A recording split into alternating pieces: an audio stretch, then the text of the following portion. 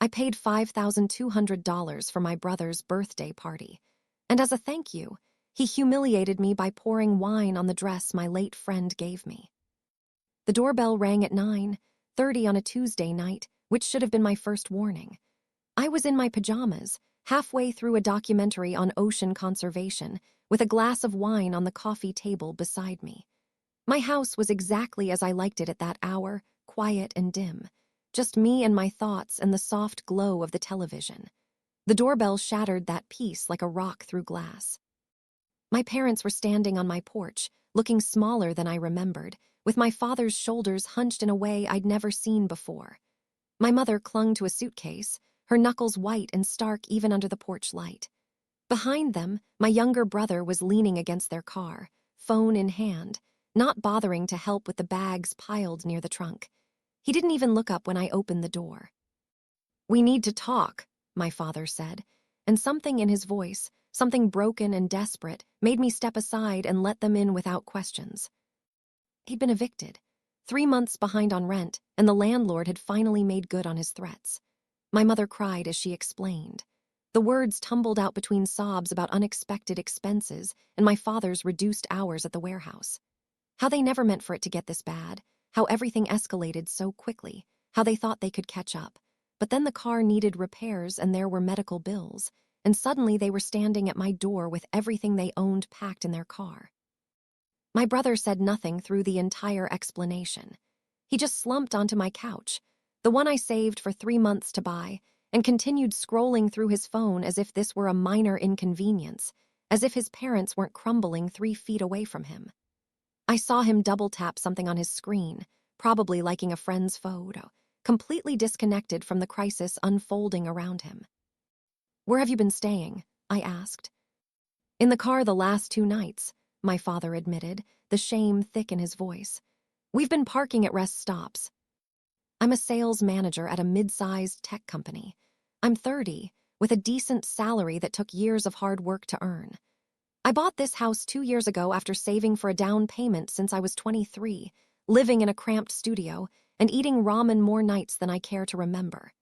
It's a modest 3-bedroom in a quiet neighborhood, nothing fancy, but it's mine. Every piece of furniture carefully chosen after hours of research, every wall color deliberate until I found the exact shade that made me feel calm, every inch of space organized exactly how I want it. My sanctuary. My carefully constructed refuge against the chaos of the world. And now I was looking at 3 people with nowhere else to go, and they were my family. So what was I supposed to say? That they couldn't stay? That they should find a shelter or sleep in their car for another night? I could see my mother's hands shaking. I could see the exhaustion in my father's eyes. I could see my brother's complete lack of concern, and I felt the weight of their desperation pressing against my chest like a physical force. "Just for a few weeks," my mother promised, reaching for my hand with those trembling fingers. Her grip was desperate, almost painful. "Just until we get back on our feet. Your father is looking for a second job, and I'm applying everywhere I can. We just need a little time to save up for a deposit somewhere else. We won't be any trouble, I promise." My brother finally looked up from his phone, and I saw something cross his face that I couldn't quite identify. It wasn't gratitude. It wasn't shame. It was something else entirely, something that made me uncomfortable in a way I couldn't explain. "I just graduated," he announced as if that explained everything. "I need time to find something that matches my qualifications. I'm not going to work some minimum wage job after getting a degree. That would be a waste of my education and my potential." He was 27. His degree was 4 years old, a business administration degree from a state university. And from what I'd heard through family gossip at holiday dinners and occasional phone calls, he'd been living with my parents since graduation, contributing nothing while waiting for the perfect opportunity that never seemed to materialize. But I didn't say that. Instead, I said yes, because that's what you do for family, right? You help when they're down. You open your home and your wallet and trust that they'll respect your generosity and work to improve their situation and eventually move on to rebuild their lives elsewhere. That was 6 months ago, the biggest mistake I've ever made. The first month wasn't terrible. which gave me the false hope that this arrangement might actually work. They were quiet, grateful, careful not to impose too much on my space or my routine. My mother cooked dinners that filled the house with familiar smells from my childhood: lasagna, stew, her famous chicken soup. My father helped with yard work on weekends, mowing the lawn and trimming the hedges and fixing that loose board on the back deck I'd been meaning to get to for months. My brother stayed in the guest room playing video games, occasionally mentioning some job application he'd sent, always with a long explanation about why this particular position was perfect for someone with his skills and education. I paid the mortgage and the utilities and the groceries, but I told myself it was temporary. A few months, maybe less if they really tried. They'd recover, things would go back to normal, my house would be mine again, and we'd all look back on this as a tough time that brought us closer as a family. Month 2. The cracks began to show in ways I tried to ignore at first. My mother stopped cooking altogether. "Too tired," she said constantly, rubbing her temples as if she had a perpetual headache that never quite went away. Too stressed from all the job applications she claimed to be sending, though I never actually saw her working on any. "Could you maybe pick up some takeout on your way home from work? Just this once, just tonight. I'm too exhausted to even think about standing in front of the stove." That request happened 3 times the first week, 5 times the second week. By the third week, it was every day without exception. I'd come home after a 10-hour shift to find my mother on the couch watching TV, and she'd look up with that expectant expression that made my stomach knot with a resentment I tried to suppress. I started saving receipts from all the takeout purchases, watching the numbers climb higher each week. $40 here, $60 there, sometimes $80 if everyone wanted something different. In 1 month, I'd spent over $800 on takeout alone, money that used to go to my savings account or toward home improvements I'd been planning. My father's help with yard work gradually morphed into suggestions about things I should fix or change or improve. The kitchen faucet was old, the furniture outdated, the paint was chipping. Every comment felt like a criticism of how my house wasn't up to snuff. My brother started eating the lunches I packed for work, carefully prepared the night before with ingredients I'd bought specifically for me, and stored in labeled containers in the refrigerator with my name written on masking tape.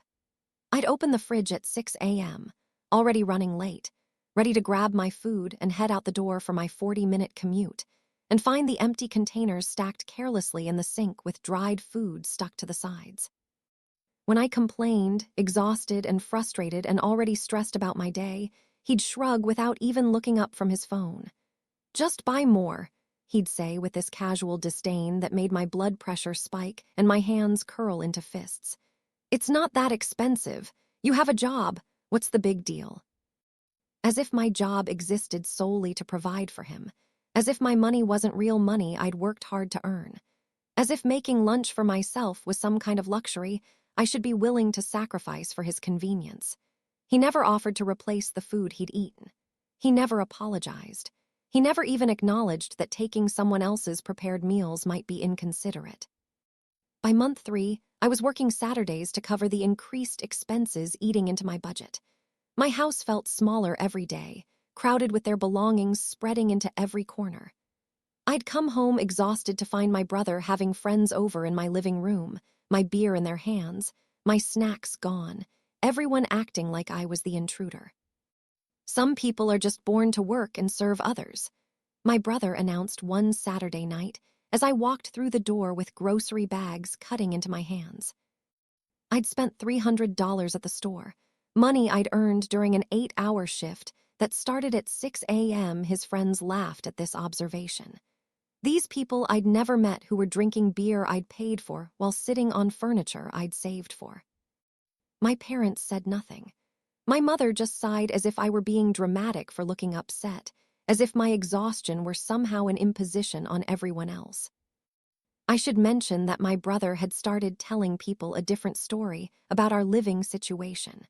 A story I didn't discover until it was already widely circulated among his social circle and beyond.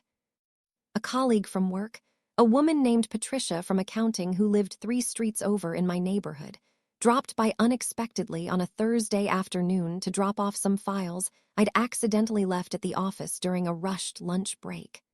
I was still at work during what turned into a 14-hour day, but my brother was home as usual. And when I finally got home after 9 that night completely wiped out, I found his car in the driveway along with 2 others I didn't recognize. I could hear voices and laughter coming from my garage, which my brother had apparently decided to turn into a hangout space without asking permission. When I walked around the side of the house to investigate, I caught the tail end of a conversation that made my blood run cold. According to him, this was his house. He'd bought it with inheritance money. He'd been paying the mortgage for years. He'd worked hard to achieve this level of success. I was the struggling younger sister who'd fallen on hard times, lost my job, couldn't make ends meet. He had graciously agreed to let me live here as a tenant. Basically a charity case he was kind enough to support out of family obligation. His friends nodded sympathetically, looking at me with pity when I appeared in the doorway with confusion written all over my face. When I confronted him later that night, pulling him aside into the kitchen while my parents watched TV in the other room, completely oblivious or perhaps deliberately ignorant, he just smiled. That same smile I'd seen on his face when he looked up from his phone that first night. The smile that never quite reached his eyes. "Are you hearing things?" he said calmly, opening my refrigerator as if he owned it and pouring himself a glass of orange juice from the carton I'd bought that morning along with $200 worth of groceries he'd been helping himself to throughout the day. "Why would I say that? You're being paranoid. Honestly, I'm worried about you. Maybe you're stressed from working too much. Maybe you need to take some time off, get some rest, clear your head." His psychological manipulation was so smooth, so practiced, as if he'd been rehearsing these lines. He even managed to look concerned, his forehead wrinkling in fake worry, but his eyes held something calculated, something cold and deliberate, something that made my stomach turn and my hands shake with suppressed rage. He knew exactly what he was doing. He was building a narrative brick by brick, constructing a version of reality where he was the hero and I was the burden. And he was spreading that story to anyone who would listen with the dedication of someone running a campaign. "I know what I heard," I said, trying to keep my voice steady. "Patricia told me what you said to your friends, about how this is your house, about how I'm living here as your tenant." "Patricia," he repeated, shaking his head sadly. "She must have misunderstood. You know how people hear what they want to hear. I was probably talking about how I'm helping you, how I'm here to support you during a tough time. She must have gotten confused." His tone was so reasonable, so patient, as if he were explaining something simple to someone slow to understand. 3 weeks later, on a Sunday morning when I was trying to enjoy my one full day off, my brother announced over breakfast that his 28th birthday deserved a proper celebration. Not just a simple dinner at home, but a big party at a rented venue downtown. He'd already picked out the place, showing me pictures of a sleek event space with crystal chandeliers and marble floors. He contacted the venue, discussed menus with the caterer. He'd invited 50 people through some event app. He just needed help with the funding. After all, you only turn 28 once. "We can't afford it," my mother said, looking directly at me with this expectant expression I'd come to dread. "But maybe you could help. It's his birthday. Family helps family, and you've been working all those extra hours, so I know you have some money saved up. It would mean so much to him." I said no, firmly, clearly, with no room for negotiation or guilt trips or emotional manipulation. I was already drowning in expenses, already working overtime every Saturday just to keep everyone fed and housed and comfortable. My savings account had been depleted by $3,000 since they moved in. My credit card balance was climbing. I wasn't going to pay for an elaborate party on top of everything else. The answer was no. My brother's smile vanished instantly, replaced by something dark and threatening that transformed his entire face. "If you don't help with this," he said quietly, leaning across the kitchen table so his face was close to mine, "I'm going to tell everyone the truth about how you've been treating us. How you charge your own parents exorbitant rent they can barely afford. How you exploit us, making us pay for every scrap of food we eat while you live in luxury yourself. How you're the worst kind of family member, greedy and selfish and completely without compassion. "That's not true," I said, hearing my voice tremble despite my attempt to stay calm. "I don't charge them anything. I pay for everything. You know that's not true." "But that's not what I'll tell them," he replied, his voice soft and controlled and absolutely certain. "And who do you think they'll believe? The struggling son trying to care for his aging parents, working hard to find the right job and doing his best under difficult circumstances? Or the bitter sister who everyone will say was always jealous of me, always resentful, always looking for ways to feel superior?" My mother started crying on cue as if this were a performance she'd practiced. "Please," she pleaded, reaching for my hand across the table. "Don't let him ruin his own birthday. Don't make the whole family hate you. Don't destroy our relationships over something so small. Just this once, help us. We're family. Family is supposed to support each other." I felt the walls closing in. I felt the air growing thinner. I felt the weight of their expectations crushing my shoulders. The threat hung in the air like poisonous gas, invisible but deadly. My extended family, my cousins and aunts and uncles I saw at every holiday dinner and summer barbecue and family reunion, who had grown up with and shared memories with and cared about. If my brother spread his version of events, if my parents backed him up with their tears and their stories, my reputation would be destroyed. I'd become the villain in a story I hadn't written, the cruel daughter who turned her back on her family in their time of need. So I paid $3,000 for the venue, a sleek event space downtown with floor-to-ceiling windows and crystal chandeliers. Another $1,000 for catering, elaborate dishes with names I couldn't pronounce. $500 for a professional DJ with lights and sound equipment, another $500 for a photographer who'd capture every moment. $200 for decorations to match some color scheme my brother had chosen. I paid for everything and watched my savings account shrink to almost nothing, and felt something inside me shrinking too. Some sense of self-worth or dignity or basic human respect being carved away piece by piece. "See," my brother said when I handed him the final check, when the total reached $5,200 for a birthday party for a 28-year-old man who'd never worked a day in his adult life.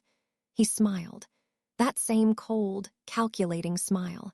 "You're finally being useful for something, finally serving your purpose in this family." The party was on a Saturday 3 weeks later. I worked the morning shift at the office because we had an important presentation for a client that couldn't be rescheduled, managing details and answering questions and solving problems, while my family got ready for a celebration I'd entirely financed. I got home at 2 p.m., showered quickly, and stood in my closet trying to decide what to wear to a party I'd entirely financed but felt like an intruder attending. My eyes kept returning to a dress hanging in the back, protected in a clear garment bag I'd bought specifically to preserve it. The emerald green dress Sarah had given me 3 years earlier, just 2 months before the cancer finally took her. My best friend since college, the sister I'd chosen instead of the one I was born with. Gone at 32, while I held her hand and watched her fade away. "For when you need to feel beautiful," she'd said from her hospital bed. Her voice weak but her smile determined as she handed me the shopping bag with trembling hands that could barely hold it anymore. "For important moments. For when you need to remember you're stronger than you think you are." I'd worn it to her funeral, standing at the front of the church with tears running down my face as I gave a eulogy I could barely finish. I'd worn it when I got my promotion 6 months later, feeling like she was there celebrating with me, proud of what I'd accomplished. I wore it maybe twice a year, only for occasions that truly mattered, handling it like the precious gift it was. The last tangible piece of my best friend I had left. And tonight, despite everything, despite the resentment and exhaustion and $5,200 I'd sacrificed for people who treated me like garbage, I wanted to feel like I belonged at this party. I wanted Sarah's strength with me. I needed to feel beautiful and strong, exactly as she'd wanted for me when she'd chosen this dress, knowing she'd never see me wear it. I changed into the dress carefully, my fingers tracing the soft fabric, remembering her hands folding it in tissue paper, remembering her laugh I'd never hear again, remembering everything I'd lost when she died and took a piece of my heart with her. I drove to the venue I'd paid for in full. I parked in a lot that charged $20, which felt like a cruel joke. I walked into a space that had been transformed exactly to my brother's specifications. The decorations were elegant and expensive, thousands of dollars worth of flowers and fabric and personalized signage with his name printed on banners hanging from the ceiling. A DJ was setting up professional equipment in the corner, more equipment than seemed necessary for 50 people, but apparently essential according to my brother's vision. Catering staff arranged elaborate dishes on immaculate white tablecloths, food that looked like art, food that cost more per plate than I usually spent on groceries for a week. Every detail represented hours of my work, hundreds of dollars I'd earned through long shifts and lost weekends and sacrificed personal time. I'd stayed late at the office 17 times in the last month to cover the cost of this party. I'd skipped buying new work clothes I desperately needed.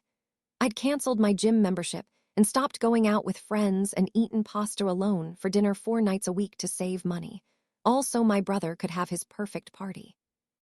He stood near the entrance in an expensive suit I'd never seen before, probably bought with money my parents had somehow scraped together, greeting guests with the confident air of someone who'd paid for all this himself. I saw him pose for pictures in front of the $600 decorative backdrop. I saw him laugh with friends about how much planning had gone into this event. I saw him accept compliments about the venue and food and atmosphere. Not once did he mention my name. Not once did he acknowledge that anyone else had contributed to making this celebration possible. When I approached to say happy birthday, hopping for at least some acknowledgement of what I'd done, his face changed instantly. The warm smile he'd been giving everyone else faded completely, replaced by something cold and dismissive that felt like a physical slap. He looked at his friends standing nearby, then leaned close to me and whispered harshly, his breath hot against my ear. "Try to stay out of the way. Maybe find a corner somewhere in the back. This is my night, not yours. I don't need you embarrassing me in front of my friends." His friends looked at me with thinly veiled contempt, their expressions matching the pity I'd seen from people before. They believed his story completely. They thought I was the pathetic sister who'd failed at life, who lived off his charity, who probably showed up expecting free food and attention. One of them actually said something to another guest, not quite low enough for me not to hear, about how sad it was that my brother felt obligated to invite me, how awkward it must be for him having me here. I sat at the back of the venue, at a table away from the main action, alone, watching people enjoy the food I'd bought, the entertainment I'd paid for, in a space I'd rented, watching my brother laugh with his friends, my parents smile and mingle with relatives, everyone having a wonderful time at an event that had cost me $5,200 and countless hours of overtime. My brother's girlfriend, a woman I'd met exactly once, kept shooting me hostile looks from across the room, clearly having been fed the same story about me being a burden to her generous boyfriend. About an hour into the party, I stood near the bar area. My brother was holding court with his friends, laughing loudly, soaking up attention as if he'd accomplished something remarkable rather than extorted money from his sister through threats and manipulation. I approached the group slowly, just wanting to exist in the same space as my family during what was supposed to be a celebration, just wanting some small acknowledgement of what I'd sacrificed to make this night happen. My mother saw me coming and deliberately turned away, starting a conversation with someone else. My father looked uncomfortable but said nothing, studying his drink as if it held answers to questions he didn't want to ask. And my brother saw me standing there on the periphery of his circle. He saw me watching from the edges, and I saw something cruel and deliberate settle into his expression. That same calculating look I'd seen when he threatened to destroy my reputation if I didn't pay for this party. The look of someone who'd found a victim and intended to make the most of it. He took a full bottle of expensive red wine from the bar behind him, a premium vintage I'd paid for as part of the catering package. He uncorked it slowly, deliberately, maintaining eye contact with me the entire time, a predatory smile spreading across his face that made my stomach drop. He walked directly toward me, his friends watching with confused interest, conversations around us dying as people sensed something was about to happen. "Hey, everyone," he shouted loudly, drawing attention from across the venue. Look who actually showed up, my sister, the charity case. And then, without warning, without hesitation, without another word, he raised the bottle high above my head and poured the entire contents over me. The room erupted. Laughter everywhere from everyone, loud and harsh and cruel, echoing off the high ceilings and crystal chandeliers I'd paid for. The wine was cold and shocking, drenching my face and hair, running down my neck and back. It soaked Sarah's dress, the last gift from my best friend before cancer took her. The dress I'd worn to her funeral and kept preserved like a sacred relic, staining it instantly, permanently, irreversibly. I watched the deep red spread across the emerald green fabric like blood. I watched 3 years of careful preservation destroyed in seconds. I watched my last physical connection to someone I loved obliterated for entertainment. The wine soaked into every fiber of the delicate material, and I knew, standing there with 50 people laughing at me and recording on their phones, that this dress would never be the same, that Sarah's final gift to me, the thing I'd cherished and protected and worn only for moments that mattered, was ruined. Gone, just as she was gone, destroyed by someone who didn't even know what he'd taken from me, who was too narcissistic and self-absorbed to have ever asked about my life or my friends or my losses. The smell of alcohol filled my nose as the wine dripped into my eyes, my mouth, running down my arms and pooling at my feet in a red stain spreading across the floor I'd rented. The liquid humiliation soaked everything, ruining all it touched. "That's what you get for crashing a party you don't belong at," my brother announced loudly, holding the empty bottle like a trophy, as if he'd accomplished something worth celebrating. "Some people need to learn their place. This is my celebration, and I won't have pathetic moochers ruining it with their presence." More laughter, louder now. People pointing and recording on their phones, screens glowing as they captured my humiliation for social media. I could see them filming. I knew this moment was being uploaded in real time, tagged and shared and preserved forever on the internet. My parents were standing 15 feet away, watching all this unfold, and they laughed too. Actually laughed. My mother's hand was over her mouth, but her shoulders shook with amusement. My father smiled and shook his head as if I were a child who'd done something silly, as if all this were good fun. As if watching his daughter get drenched in wine, while wearing her dead friend's last gift was entertainment. People started chanting, "Out, out, out!" as if I were some kind of intruder who'd crashed a private event, not the person who'd paid for every single element of it. Someone yelled something about charity cases knowing their place, about people needing to understand when they're not wanted. My brother's girlfriend laughed louder, clapping with genuine delight at my public degradation, clearly enjoying the humiliation of the woman her boyfriend had painted as a burden. I stood there, wine soaking Sarah's ruined dress. 50 people laughing at my public humiliation, my own family standing there and doing nothing to defend me, actually participating in my degradation. And something inside me that had been bending for 6 months, that had been accepting and tolerating and swallowing my pride and anger and resentment, finally snapped completely.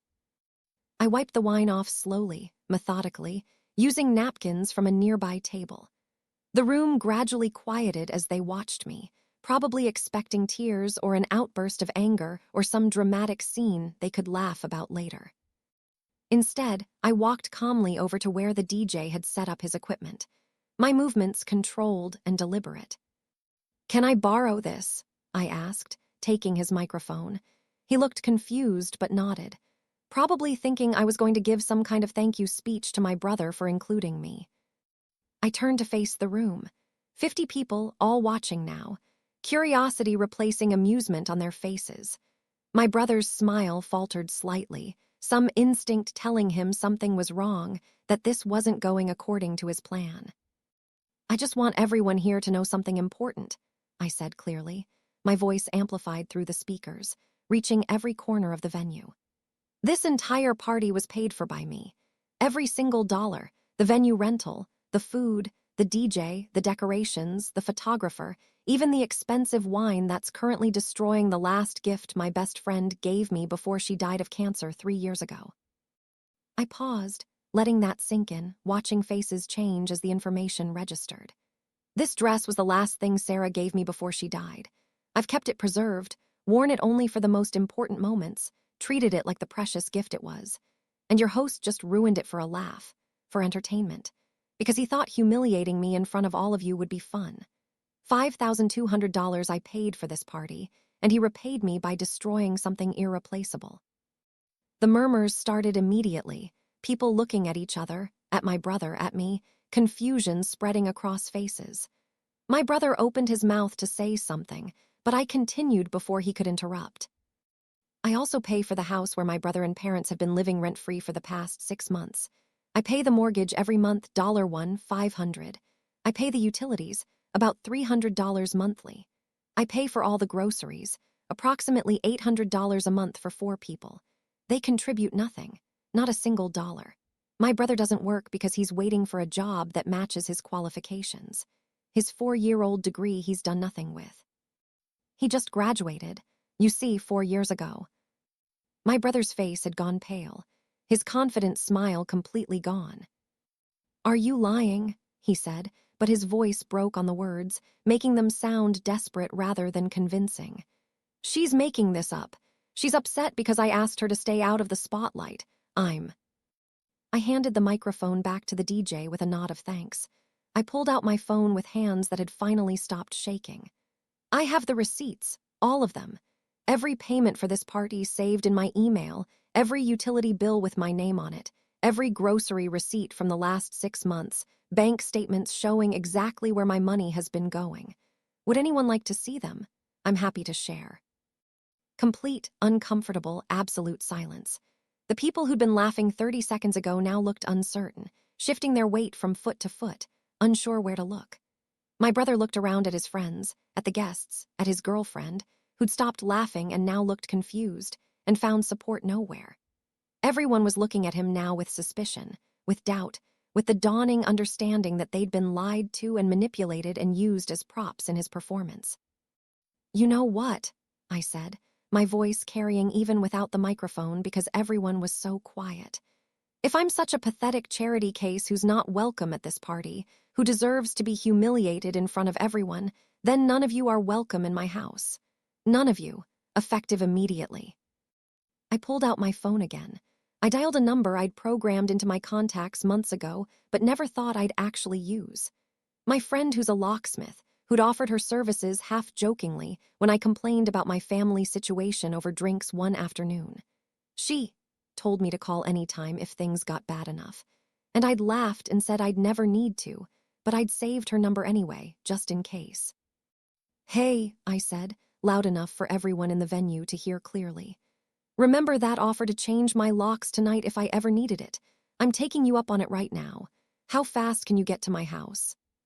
"I can be there in 2 hours," she said, and I could hear the smile in her voice.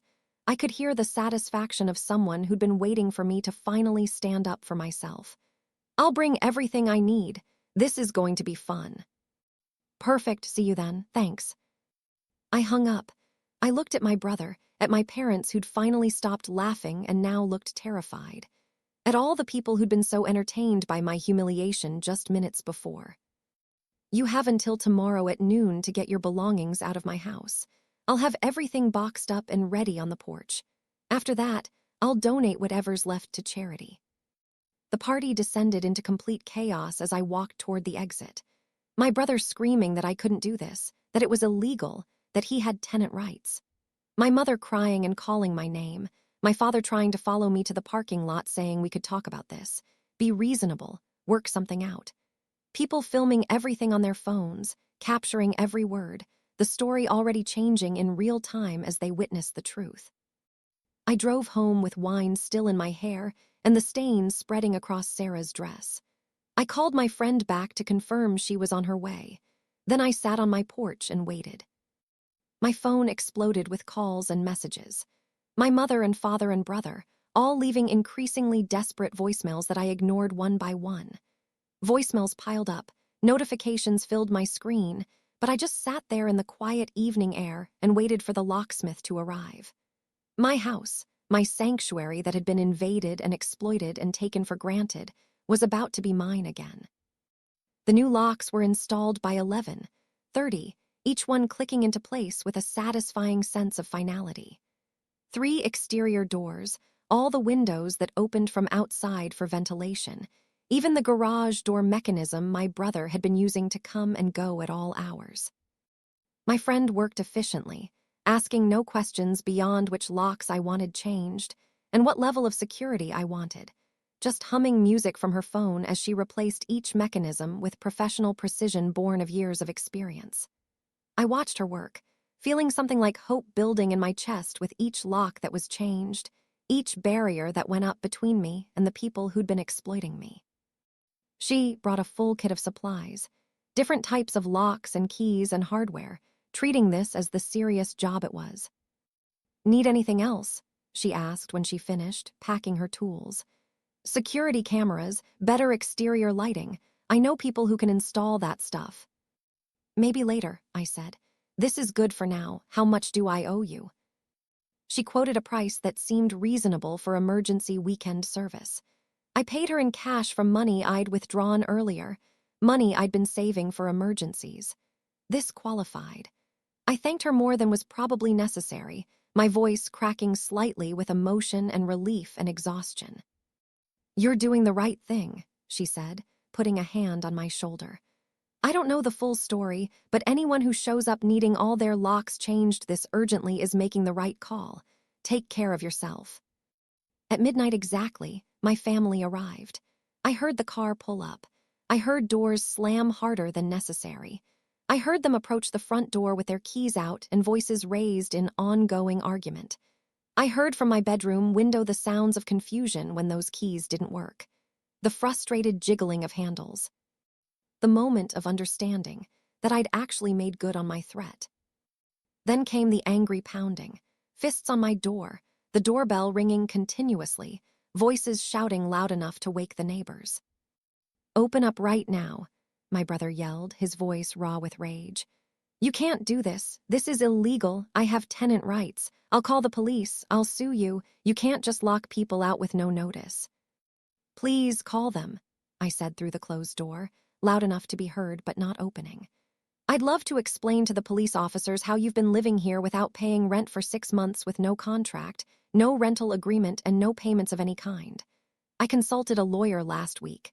Non-paying guests with no formal tenancy agreement can be asked to leave. You're not tenants. You're guests who overstayed. So yes, please call the police." I'd enjoy describing how you assaulted me by pouring wine on me at a party I paid for while they explain that you have no legal right to be here. Go ahead, call them.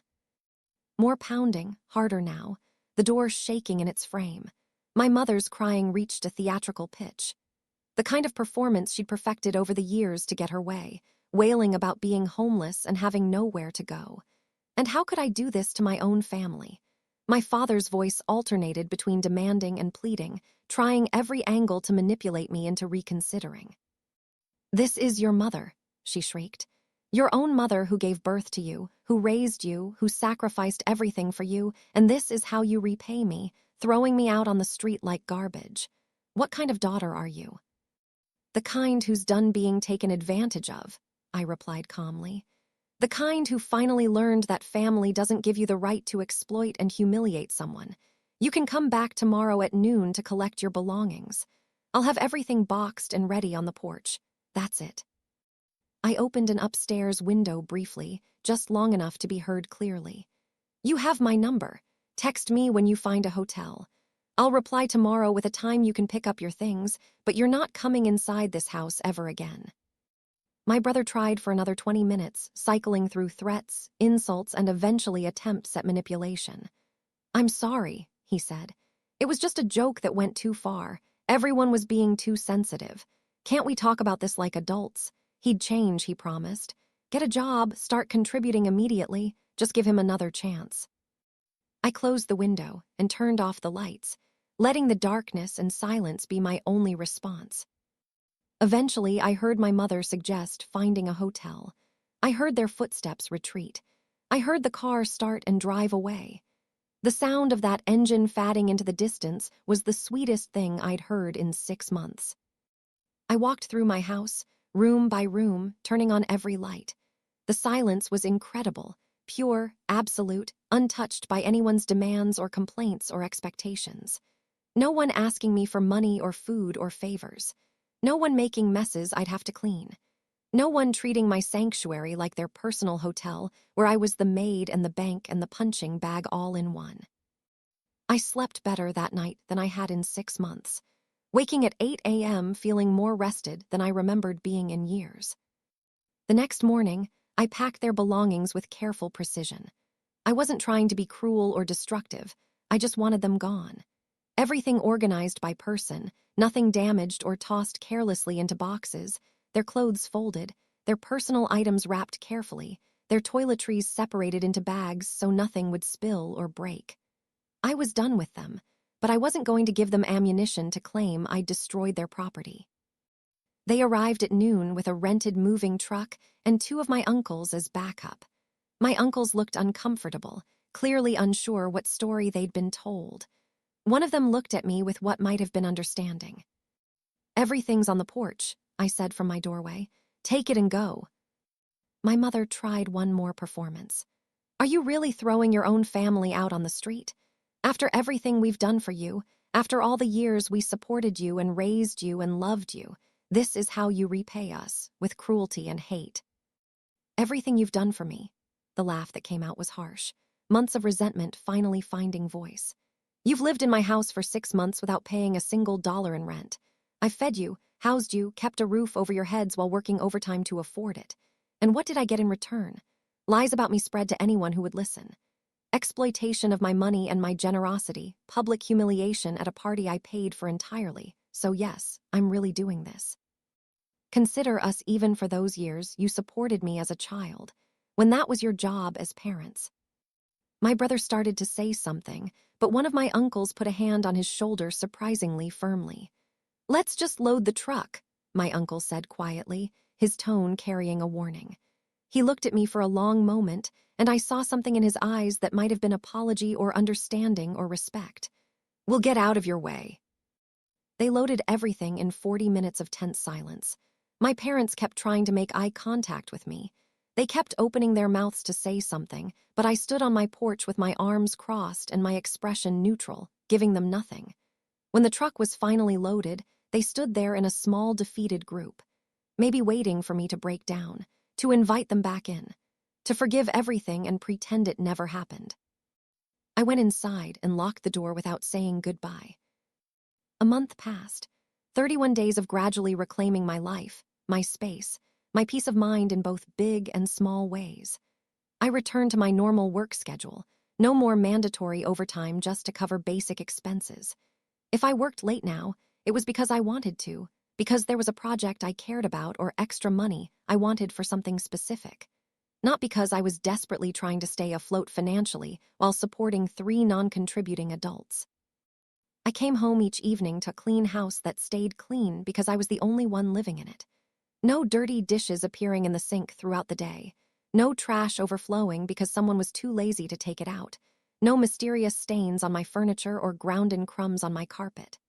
The silence when I walked through my door was magnificent, broken only by sounds I chose, music I selected, TV shows I actually wanted to watch. I cooked meals no one else ate, following recipes I'd been wanting to try for months, but hadn't because my family always complained if dinner wasn't something familiar and simple. I made elaborate pastas and tried new spice combinations and didn't have to listen to anyone criticize my cooking or demand something different. I watched what I wanted on television without negotiating or compromising or handing over the remote. I went to bed when I felt like it without worrying about noise from the living room or my brother's friends showing up at midnight or my father's alarm going off at 5 a.m. for his warehouse job. I paid my bills comfortably again, watched my bank account slowly recover, began rebuilding my savings that had been depleted to nothing, bought new furniture to replace pieces my brother's friends had ruined with their spills and cigarette burns, painted my living room a shade of blue I'd been considering for months, bought plants and arranged them on my windowsills, made my house feel like mine again. I kept Sarah's dress, even though it was ruined. I couldn't bring myself to throw it away. I couldn't discard the last physical piece of my best friend, even though wine stains covered it like wounds that would never heal. It hangs in my closet now, wine-stained and unwearable, carefully stored in the same garment bag, but impossible to mistake for what it once was. But I kept it because it was still Sarah. Because even destroyed, even ruined, it was worth more than anything my brother had ever given me. It was worth more than any relationship with my family could ever be. The stains reminded me of what I'd lost that night, not just my dignity, but something truly irreplaceable that had been casually, thoughtlessly destroyed by someone who didn't even know what he'd taken from me. But the ruined dress also reminded me of what I'd gained. The strength to finally say no, to finally put myself first, to finally shut the door on people who would destroy something precious just to feel powerful for a moment. Sarah had given me that dress so I would feel strong enough to stand up for myself, to know my own worth, to refuse to be diminished by people who didn't value me. She would have been proud of me for walking out of that party with my head held high, for changing those locks, for choosing myself over people who only wanted to use me. That's exactly what she'd wanted when she gave me that dress. For me to feel strong enough to demand respect, to recognize when I deserved better, to close doors that should never have been opened. The dress was ruined, but I was. Not anymore. My cousin called 3 weeks after I changed the locks. I heard what happened, wanted to see how you were doing. I'm fine, I said. Better than fine. Actually, your parents are living in a single rented room. Your dad's working as a night security guard. Your mom's cleaning houses, and your brother got a job in retail. Minimum wage. Good for them, I said, and I meant it genuinely. They were working, actually contributing to their own survival instead of draining mine. Learning what it meant to struggle, to budget, to make hard choices about expenses. Sounds like they're figuring things out. They're struggling, my cousin said, her voice carrying a note of judgment. It's really tight financially. They're sharing a small room with barely any furniture. They're eating cheap food, rice and beans most nights. They're barely making rent each month with nothing left over for anything else. It's hard for them. That's unfortunate, I replied, keeping my voice even. And it was unfortunate. I didn't want them to suffer unnecessarily, but I also didn't want to rescue people who'd treated me like garbage the moment I gave them everything they needed. But they're adults. They'll figure it out. People adapt. My cousin sighed, clearly hoping I'd show more sympathy or guilt. Just thought you should know what's going on with them, in case you wanted to reach out, in case you wanted to help. Thanks for telling me, I said. But no, I don't want to reach out, and I definitely don't want to help. They made their choices. Now they get to live with the consequences. Messages started appearing in my Instagram inbox a few days later. Notifications from people I barely knew, people who'd been at the party. 3 separate messages. All variations on the same theme, all carrying the same tone of embarrassed apology. The first, "Hey, I was at your brother's party. Really sorry I laughed. Had no idea you paid for everything. Your brother told us you were living off him. Feel terrible now that I know the truth." The second, "Don't know if you remember me from the party, but I was there. I laughed and I'm really ashamed now. The whole thing got posted online and people have been sharing it with the actual context. Your brother's getting torn apart in the comments. Anyway, sorry." The third, "Just wanted to say I'm sorry about what happened at that party. I realize now we were all manipulated into being part of something really cruel. Your brother had been telling his version for months, but after learning the truth, I understand we were completely wrong. Hope you're doing okay." I read the messages but didn't respond initially. What was there to say? They'd participated in my humiliation based on lies.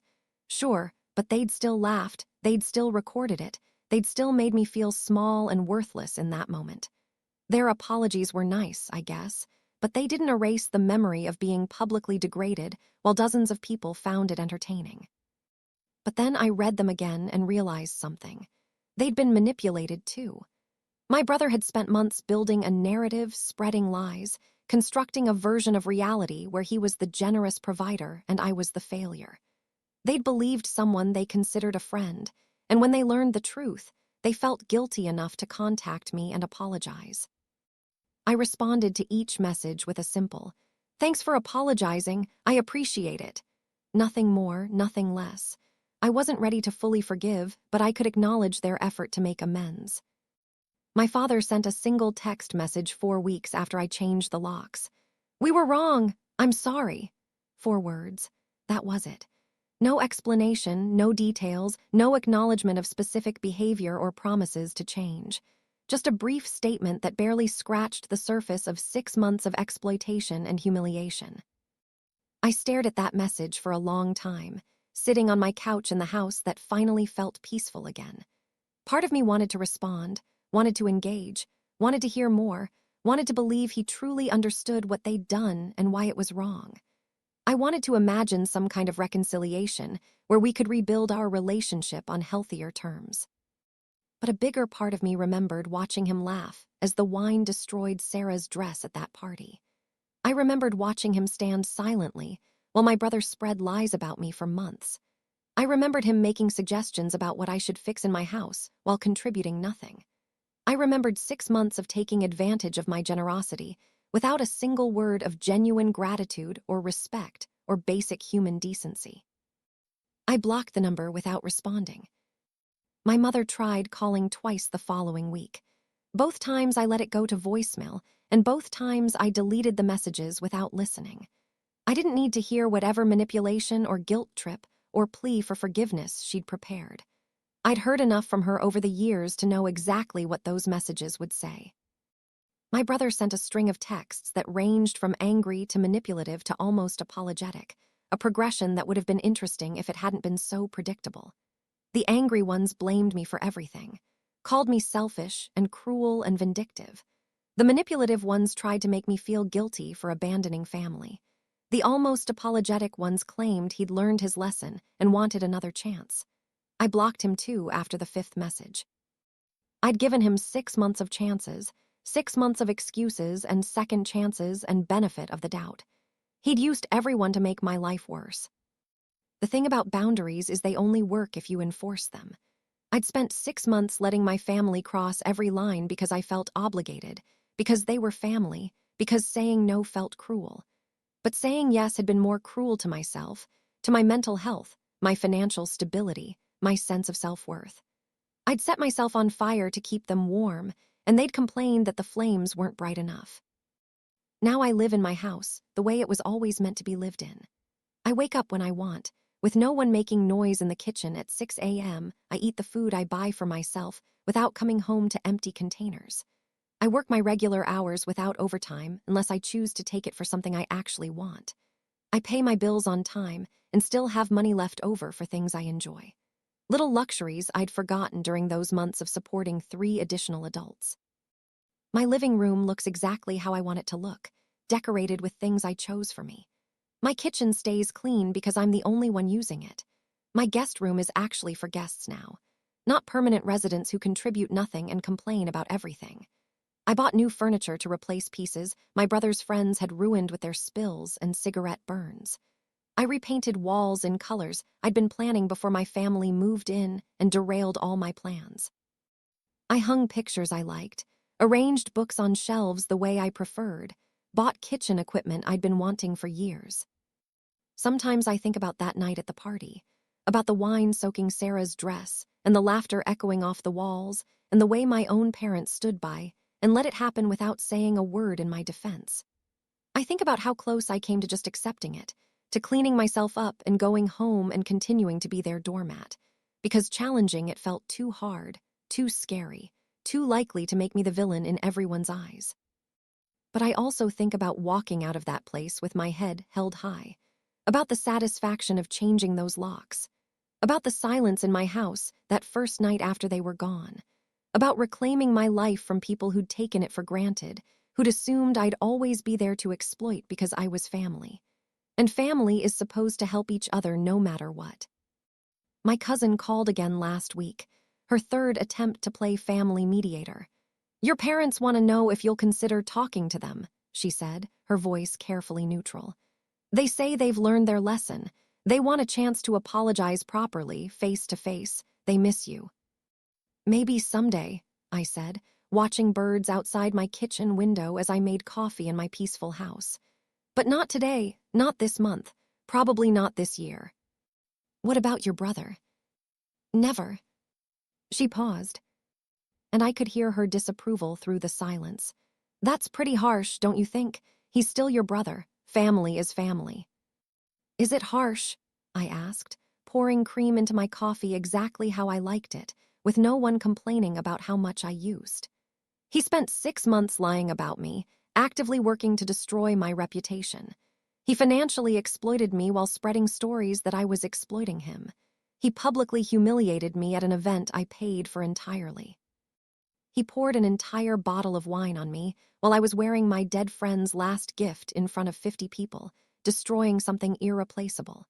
He turned mutual friends against me with deliberate lies. He tried to make me the villain in a story I didn't write. So no, I don't think never wanting to see him again is harsh. I think it's basic self-preservation. I think it's the minimum requirement for respecting myself. Fair enough, she said quietly, and I heard something in her voice that might have been understanding. I'll let them know.